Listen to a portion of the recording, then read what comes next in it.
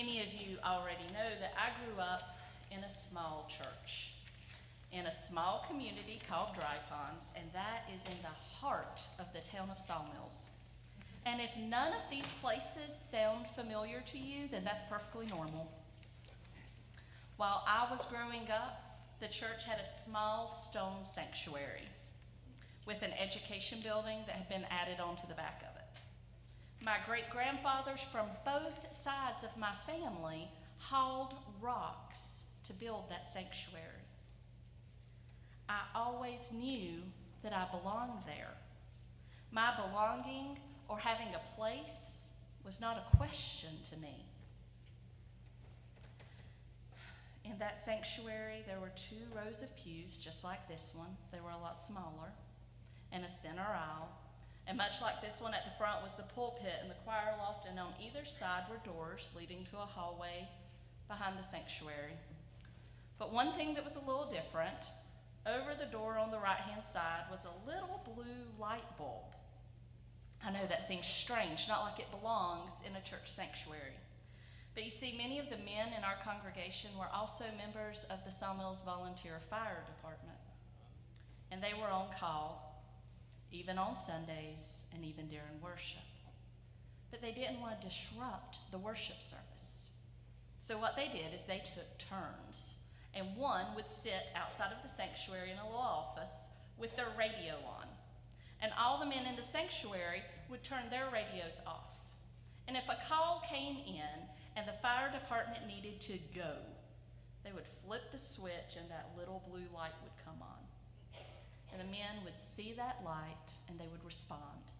They would get up and go to where they were needed. Today's passage is a familiar one. 10 men with leprosy call out to Jesus for mercy. He sees them and he commands them to go show themselves to the priest. And as they were going, they were healed. One man saw that he was healed and returned praising God and fell at Jesus' feet, thanking him. And Jesus said, "Hey, wait, there were 9 more of you. Where are they?" And he tells the man, "Your faith has made you well." If you were to Google sermons related to this text, not that I know anyone who would do that, you will find sermons about gratitude and thankfulness. And while there's a definite current of gratitude and thankfulness to this passage, there's a lot more. We need to begin by understanding what is happening in the life of Jesus at this time. It tells us that he was traveling to Jerusalem. But it wasn't just Jerusalem he was traveling to. He was journeying towards the cross. He was on the way to give himself as a sacrifice. And as he's traveling, he is both near Galilee and Samaria. And while he's traveling there, 10 men with leprosy call out to him. Now, this is really interesting. Luke didn't say 10 lepers. He said 10 men with leprosy. This is what is called people first language. It's when we recognize that the person is more important than the disease or the condition they might have. It's about giving them humanity and dignity. When I go to my doctor, if I mistakenly say I am a type 2 diabetic, my doctor corrects me and says, "No, you're a person with diabetes." Now, it doesn't matter that much to me whether you say I'm a person with diabetes or a diabetic. I'm good either way. But to a person with leprosy who had to live as an outcast, recognizing the person rather than the disease would be life-changing. This is a remarkable show of respect for people that were outcasts. People with leprosy could not live in the villages. They had to live outside of the towns. And they had to cry out, "Unclean, unclean," when someone approached. Their disease was at the forefront of their mind. It shaped everything that they said and did. They didn't have the luxury of forgetting that they had leprosy. Jesus saw them And when he saw them, he responded to their need. He sent them to the priest, because before a leper could be considered healed, they had to go and show themselves to the priest, and the priest had to certify that they were in fact healed and that they were now clean. And only after they had been certified by the priest could they re-enter society. All 10 of these men had enough faith to go to the priest. But as they were traveling, one man saw he had been healed, and he responded by praising God, and he returned to thank Jesus. When Jesus saw the man, he calls attention to the fact that 10 were healed, but only one returned. And the one that had returned was a Samaritan. Jesus then tells him, "Your faith has made you well." For me, this passage begs the question, who and what do we see, and how do we respond to who and what we see? Seeing means more than physical sight. It means, on one hand, perceiving the opportunity to be merciful towards another, and on the other hand, the recognition that God's mercy has touched one's life. How do we see and how do we respond to others? The men with leprosy in this passage were outcast in every shape and form. Jesus had every right to walk right past them and look the other way. And if he had, he would have been just like the priest and just like the Levite who had walked past the man who had been beaten and robbed in the parable of the Good Samaritan back in chapter 10. But that is not our Jesus. Our Jesus saw them, and he responded to their needs. Jesus was on a journey. He was traveling towards Jerusalem and his own death, and he had plenty of things to think about.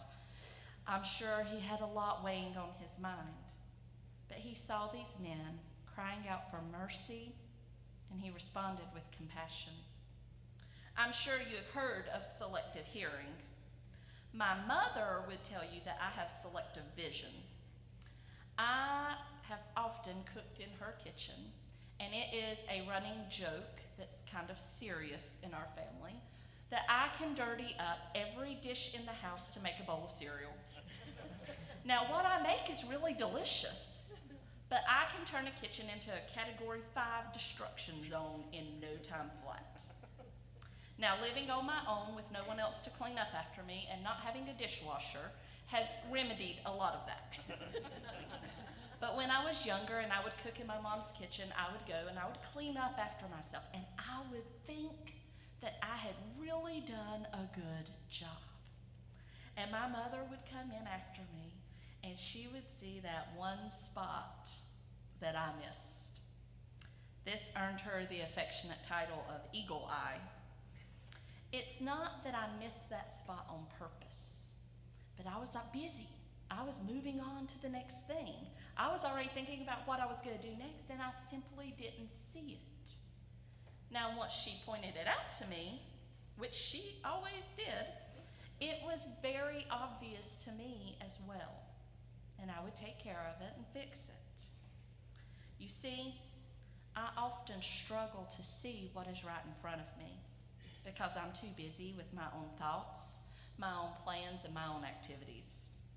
I miss opportunities to show God's love because I'm too wrapped up in what I'm currently doing and what is next.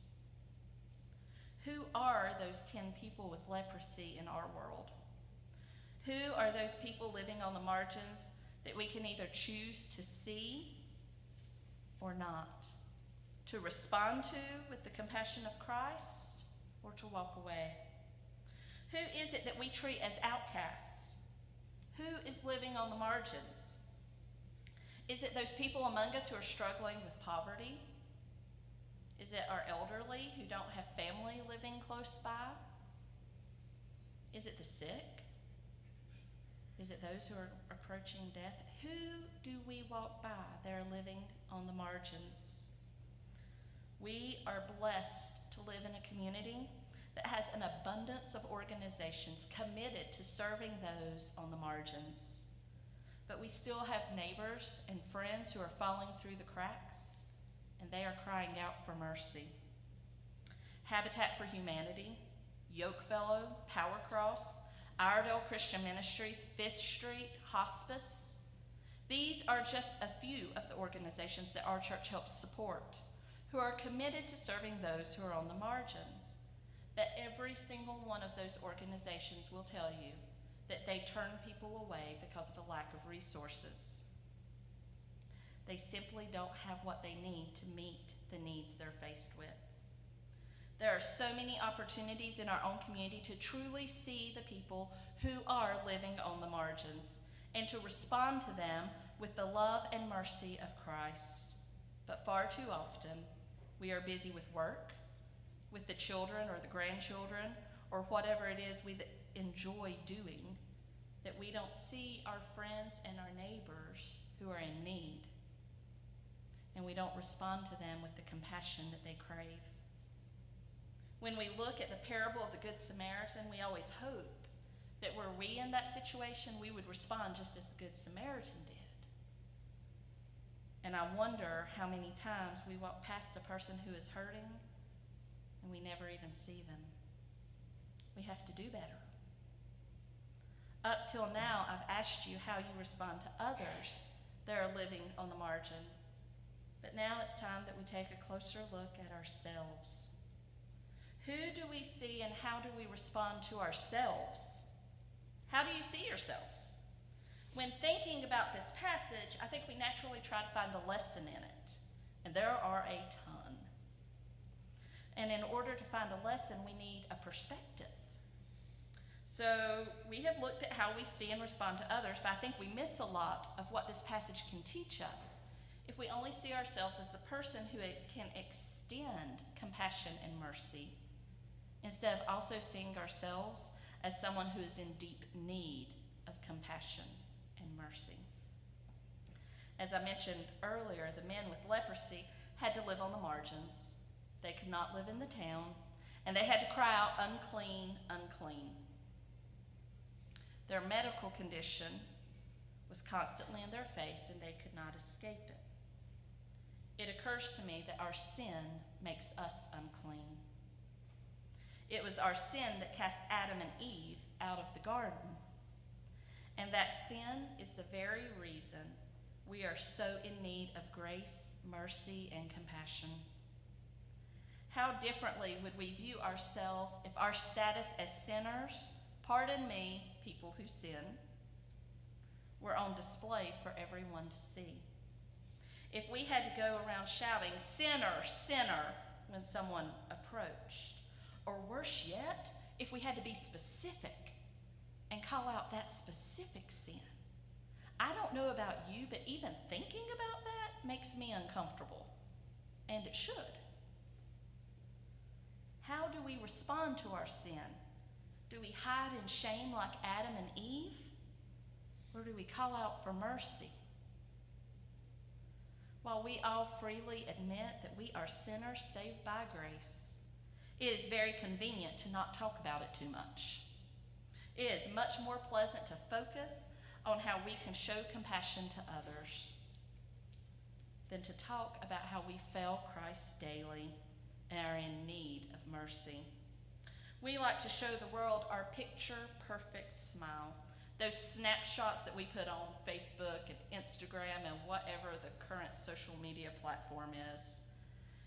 And we present the very best version of ourselves.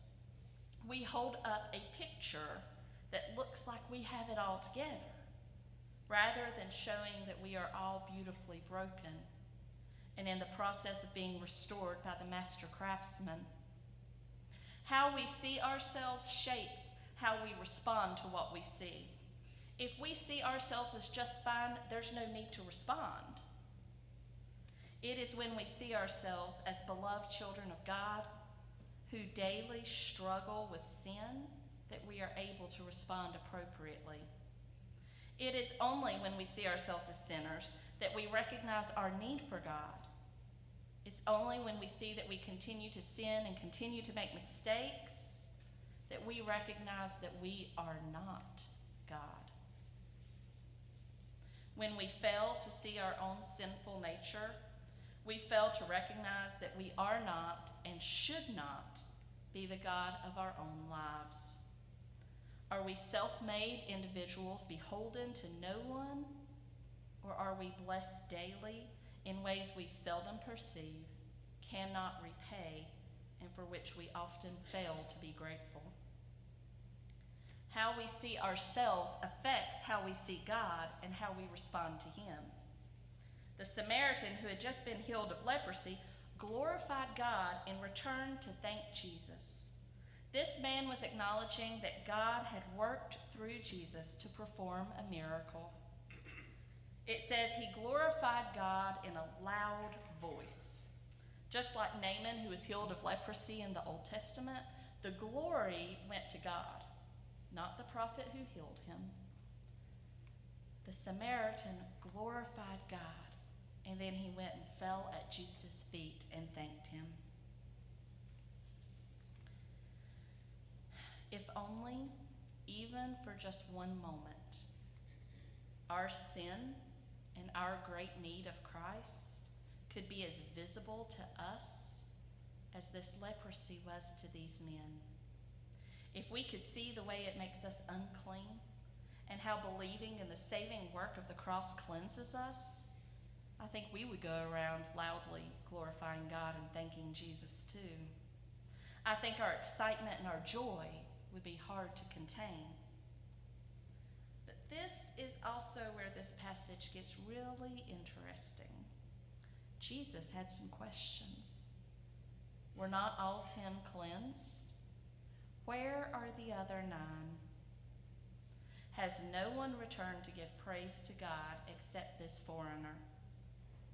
So this tells us that all 10 were in fact cleansed of leprosy. But only the Samaritan returned to glorify God. This Samaritan, who would have been an outcast based solely on the fact of his nationality, was doubly outcast because of his medical condition. He's the one who returned to praise God.